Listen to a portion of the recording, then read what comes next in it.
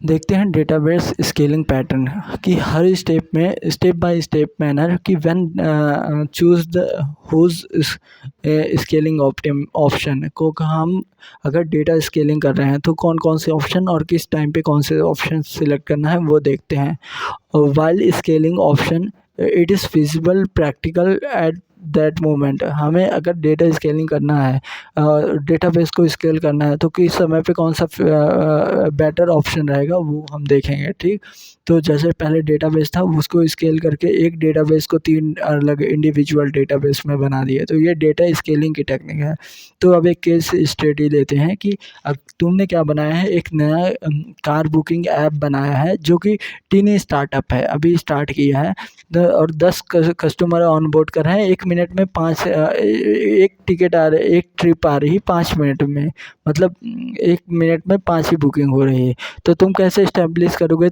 Tiny setup कर दोगे, उसका छोटा सेटअप कर दोगे, 10 कस्टमर ऑन बोर्डिंग करा दोगे। ठीक, single small machine DV store करोगे, एक सिंगल स्मॉल मशीन रखोगे, डेटाबेस की स्टोरेज करोगे और उसी के अंदर क्या करोगे, ऑल कस्टमर रखोगे, ट्रिप की इंफॉर्मेशन रखोगे, location, booking date and customer trip in history जो है ये सारी उस टीनी मशीन के अंदर रख दोगे। जो छोटी मशीन है उसके अंदर रख दोगे तो तुम्हारा सिस्टम रन करेगा। ठीक, your app become famous but the problem begin. अगर तुम्हारी अभी 5 मिनट में एक लोग की ट्रिप हो रही थी, अब तुम्हारा ऐप फेमस हो गया और अब प्रॉब्लम आना शुरू हो गया है।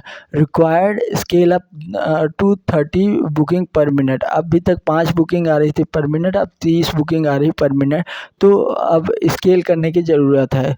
तो क्या करोगे, कैसे? योर टीनी डेटाबेस, जो टीनी डेटाबेस था, हैज़ स्टार्टेड परफॉर्मिंग पुअर, वो बेकार परफॉर्म करने लगा।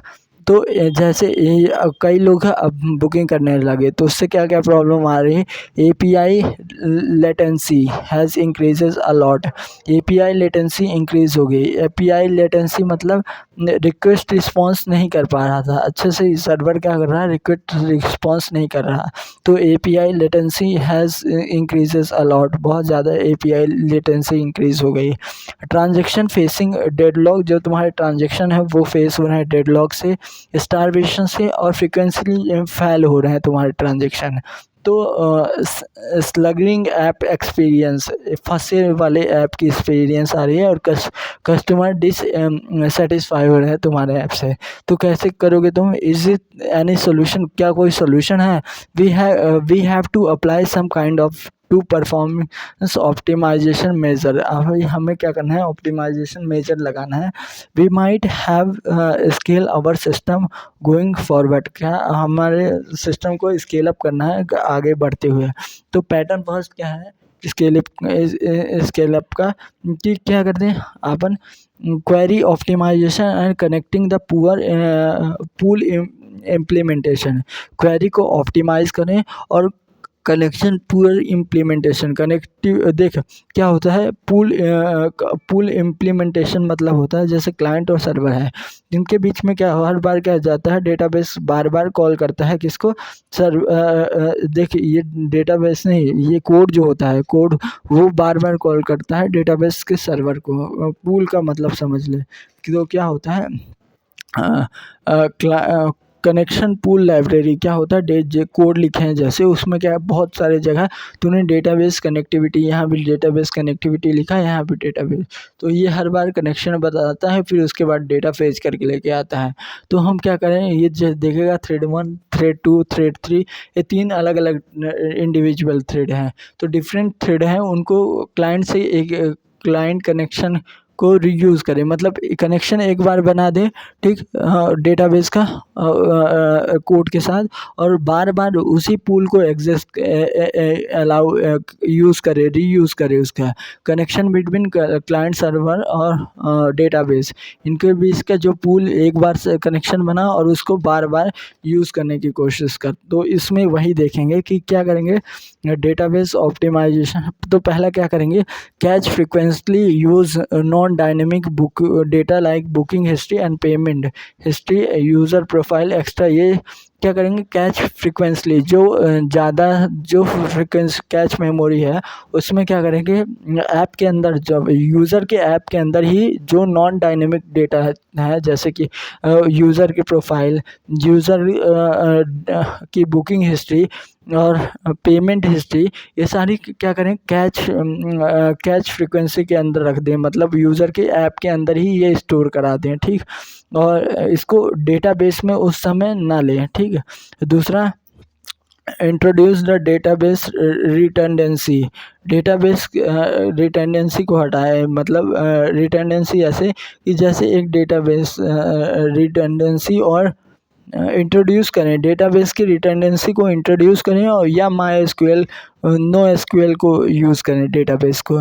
तो ये देखिए इसमें क्या होगा, रिटेंडेंसी को डालने के लिए क्यों कर रहा है, क्योंकि दो अलग अलग डेटाबेस हैं, जैसे ये डेटा अलग अलग टेबल हैं, वो दोनों को पहले एक्सेस करता है, फिर उसके बाद उनके बीच में जॉइंट्स लगाता है, फिर रिस्पॉन्स करता है।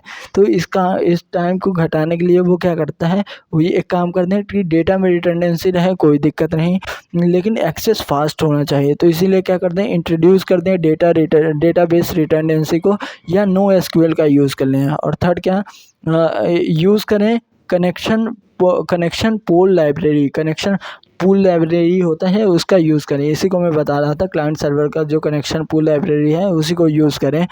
कैच डेटाबेस कनेक्शन, जो कैच का डेटाबेस कनेक्शन है उसको देखें, ठीक। Multiple application thread can use the same database connection, ये जो एक बार कनेक्शन बन गया है तो मल्टीपल एप्लीकेशन थ्रेड क्या करें, यही से हर बार यही डेटाबेस की कनेक्शन को बार बार यही देखें और दूसरा कनेक्शन इस्टेब्लिश ना करें। अब इससे क्या होगा, good optimisation as of now, अब क्या हो गया, थोड़ी ऑप्टिमाइजेशन हो गया होगा। अब तुम क्या कर रहे हो, scale the business one more city, अब तुम्हारा इतने में ठीक ठाक सर्वर चलने लगा, अब तुम एक और सिटी में अपना बिजनेस चालू करने चाह रहे हो। अब क्या हुआ, 100 बुकिंग पर मिनट आने लगी, मतलब 100 बुकिंग एक मिनट में आने लगी, तो फिर से वही सारी प्रॉब्लम आने लगी। तो अब तुम क्या करोगे, अब पैटर्न तुम सारी क्वेरी को अब वो कर दियो, अपडेट कर दियो, और पूल कनेक्शन इस्टेब्लिश कर दियो सर्वर और डेटाबेस के अंदर, क्लाइंट और सर्वर के अंदर। तो अब तुम क्या कर सकते हो, वर्टिकल स्केलिंग ये और स्केल अप कर दो, मतलब उसी डेटाबेस के अंदर उस अपग्रेड कर दो, अपग्रेड और इनिशियल टीनी मशीन, जो भी टीनी मशीन थी उसी के अंदर क्या कर दो, अपग्रेडेशन कर दो, जैसे रैम बाई 2x, रैम को 2 गुना ही बढ़ा दो, SSD को 3x कर दो और एक्स्ट्रा है। Scale up is pocket friendly till a point only, खर्चा उतना करो जहाँ तक तुम्हारे हिसाब से है उतना ही खर्चा कर दो अभी इस स्टेप में। मोर यू स्केल अप, जितना ज़्यादा तुम स्केल करोगे तो कॉस्ट इंक्रीजेज एक्सपोनेंशियली, कॉस्ट भी क्या होगी, उतनी ज़्यादा बढ़ेगी। तो गुड ऑप्शन एज नाउ, अभी के लिए ये गुड ऑप्शन है, ठीक है। स्केल अप कर दो, जितना भी स्केल अप कर दोगे उसी डेटाबेस के अंदर उतना ही ठीक है, ठीक। Business is growing, you decide to scale up 3 more city, अब तुम्हारा बिजनेस बढ़ रहा है, अब तुम स्केल अप कर रहे हो 3 और सिटी में, जहाँ पे क्या हो गया, 300 बुकिंग पर मिनट आने लगी। तो अब तुम क्या करोगे, अब थर्ड पैटर्न अगर तुम्हारे ऐसा हो गया तो तुम थर्ड पैटर्न क्या करोगे, command query segmentation, command query responsible segmentation. तो इसके लिए क्या करोगे तुम, जैसे कि कमांड क्वेरी रिस्पॉन्सिबिलिटी सेगमेंटेशन, ये नेक्स्ट टेक्नोलॉजी है, इसके अंदर क्या है कि जैसे ये क्या डेटा रेप्लिकेट करोगे मतलब क्या करोगे, जैसे एन क्वेरी आ रही थी, न्यू एन रिक्वेस्ट आ रही थी, तो क्या करोगे तुम, सर्वर को डिवाइड कर दोगे n/2, जो कि क्या करेगा, रीड ऑपरेशन परफॉर्म करेगा, और n/2 क्या करेगा, राइट ऑपरेशन परफॉर्म करेगा। तो अगर इसमें क्या कर दोगे तुम, डेटाबेस को 2 अलग अलग पार्ट में एक रेप्लिकेट सेट में डिवाइड करोगे, दूसरा क्या करोगे, एक प्राइमरी सेट, प्राइमरी रहेगा डेटा के, प्राइमरी क्या करेगा, राइट ऑपरेशन परफॉर्म करेगा, जो प्राइमरी ऑपरेशन होंगे उसको परफॉर्म करेगा, और प्राइमरी ऑपरेशन से ये रीड वाले जो डेटा हैं ये क्या होंगे, डेटा रेप्लिकेट होंगे इसके, मतलब कुछ सेकंड बाद, जैसे 4 सेकंड के बाद तुरंत डेटा रेप्लिकेट होगा इधर, या 2 सेकंड के बाद डेटा रेप्लिकेशन होगा। तो ये चीज़ करेंगे। Command query responsibility segmentation CQRS technology का यूज़ करेंगे। तो the scale up the big machine is not able to handle all read write request. अब जो स्केल अप करना है मशीन को, अब वो क्या कर रही है, वो रीड राइट रिक्वेस्ट को हैंडल नहीं कर पा रही है। Separate read write options physical machine wise. अब सेपरेट करें क्या, रीड राइट ऑपरेशन को फिजिकल मशीन के थ्रू फिजिकली डेटाबेस से अलग करें। Two more machine as replicate to the primary machine. Primary machine के साथ दो और मशीन को इंट्रोड्यूस कर दें। All read query are replicated. सारी रीड क्वेरी क्या हो, दूसरे मशीन के थ्रू करे जाए। और all write query are primary machine के रेप्लिकेट्स के थ्रू रीड को परफॉर्म किया जाए, और राइट जो भी हो वो प्राइमरी के थ्रू को परफॉर्म किया जाए। बिजनेस, अब देखो, अब इससे तुम्हारी ये प्रॉब्लम तो सॉल्व हो जाएगी और तुम्हारा बिजनेस ग्रो हो रहा है, और तुमने और डिसाइड किया कि 2 और सिटी में जाना है, और primary is not handle the all right request. अभी क्या हो रहा है, अब तो अगर तुम और 2 सिटी में चले गए तो तुम्हारा और बढ़ जाएगा, API रिक्वेस्ट और आने लगेगी। तो तुम अब जो राइट हैंडल कर रहा था अकेले प्राइम डेटाबेस, वो अकेले हैंडल नहीं करेगा। Lag between the primary and the replicate impact the user experience. Replication जो हो रहा है किसके भी डेटा रेप्लिकेशन हो रहा है प्राइमरी और रीडर डेटाबेस के अंदर, इनके बीच में क्या होने लगेगा, वो आने लगेगा, रेप्लिकेट डेटा होने लगेगा, लैग आने लगेगा। तो वो यूज़र के परफॉर्मेंस को इम्प्लीमेंट करेगा। तो फिर ऑप्शन तक तुम क्या करोगे, मल्टी प्राइमरी रेप्लिकेशन करोगे। मल्टी प्राइमरी रेप्लिकेशन, जैसे अभी क्या था कि एक ही डेटाबेस था जो कि प्राइमरी था, जो कि राइट ऑपरेशन परफॉर्म कर रहा था, और रेप्लिकेटेड डेटाबेस थे अपने पास जो कि क्या करते रहे थे, जिनसे रीड परफॉर्म किया जा रहा था। तो अब हम मल्टीपल प्राइमरी रेप्लिकेशन करेंगे, मतलब एक ही चार इंडिविजुअल क्या कर देंगे, मल्टीपल प्राइमरी रेप्लिकेट कर देंगे, मल्टीपल प्राइमरी डेटाबेस लगा देंगे, जो कि कैपेबल होंगे काहे के लिए, कि रीड करने के लिए भी होंगे और राइट करने के लिए भी होंगे। राइट करने के लिए any node till B handle it. अगर राइट ऑपरेशन आया तो वेदर ए के पास जाए, बी के पास, सी के पास, डी के पास, ये सारे कैपेबल होंगे राइट करने के लिए। अगर रीड के लिए आया है तो उसको ब्रॉडकास्ट कर देंगे, and which one is the response first, और उसी को क्या कर देंगे, सेंड कर देंगे। तो और ए से बी, बी से सी, सी से डी, ये क्या करेंगे, रेप्लिकेट करेंगे, डेटा को एक दूसरे से ट्रांसफ़र करेंगे। तो मल्टी प्राइमरी रेप्लिकेशन क्या होता है, why not distribute the writing request to replicate all. क्यों ना सारी राइटिंग रिक्वेस्ट को रेप्लिकेट कर दें सारे में। All machine can be work as a primary and replica. सारी मशीन वर्क करे एक प्राइमरी की तरह, और या तो रेप्लिका की तरह ये काम करे। Multi primary configuration is logical crucial ring. Multi primary configuration करते हैं, ये लॉजिकल क्रूशियल रिंग है। क्या कर, और क्या, write data to any node. किसी डेटा, कोई डेटा भी लिख सकता है, कोई नोड भी डेटा लिख सकता है। Read data from any node that replicate the broadcasting first. क्या रीड कर सकता है डेटा किसी भी नोड से, जो रीड क्या हो सकता है, ब्रॉडकास्ट कर देंगे फर्स्ट, और फिर वो कोई भी नोड उसका रिस्पॉन्स कर सकता है।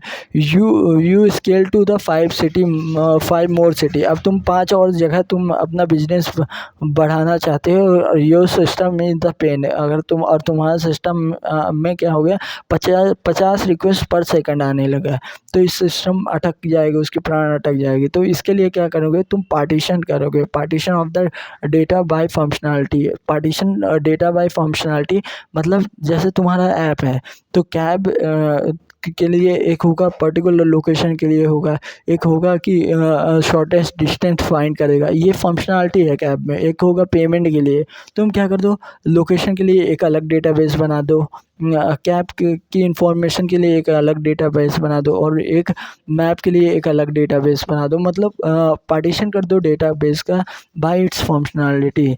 तो क्या हो गया, what any separate the location table is separate DB schema. What about the separating the location table in separate DB schema. अगर लोकेशन टेबल को क्या करते हैं, सेपरेट करते हैं DB स्कीमा से।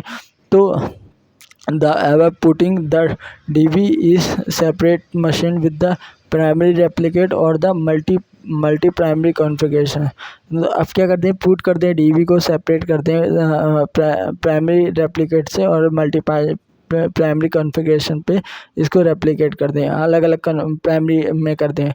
Different database can host category by the different functionality. अलग अलग डेटाबेस को होस्ट कर दिया जाए अलग अलग फंक्शनैलिटी से, ठीक, अलग अलग फंक्शनैलिटी से इसको क्या कर दिया जाए, होस्ट कर दिया जाए। फॉर एग्जांपल जैसे रिक्वेस्ट आई तो रिक्वेस्ट क्या करेगा, दो अलग अलग अपने पास डेटाबेस रहेंगे। अब क्या, जैसे कि ऐप की डेटाबेस की एक अलग मशीन है और लोकल मशीन है जो कि यूज़र उसकी एक अलग मशीन है।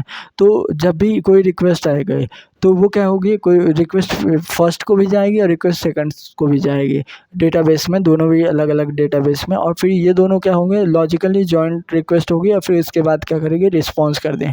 तो ये क्या हो गया, बैकएंड और एप्लीकेशन लेयर, बैकएंड और application layer has to take responsibility to join the result. Backend और एप्लीकेशन लेयर को ये रिस्पॉन्सिबिलिटी लेना पड़ेगा कि वो क्या करें, ये रिस्पॉन्सिबिलिटी लें कि रिजल्ट को वो ज्वाइन करेंगे। अब फिर तुमने फंक्शनैलिटी बेस पे तुमने डेटाबेस को क्या किया, सेपरेट कर दिया।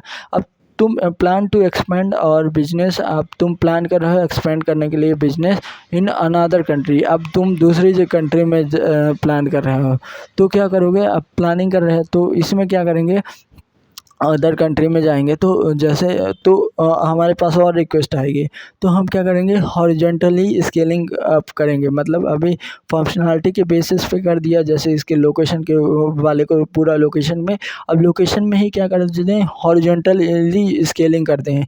तो क्या करिए, हॉरिजॉन्टली स्केलिंग और स्केल आउट डेटा अप करेंगे, क्या इसे शेडिंग अप्लाई करेंगे और मल्टीपल शेड अप्लाइड करें, शेड्स लगाएंगे, मल्टीपल शेड्स लगाएंगे, शेडिंग टेक्नोलॉजी लगाएंगे और उसके मल्टीपल शेड बनाएंगे।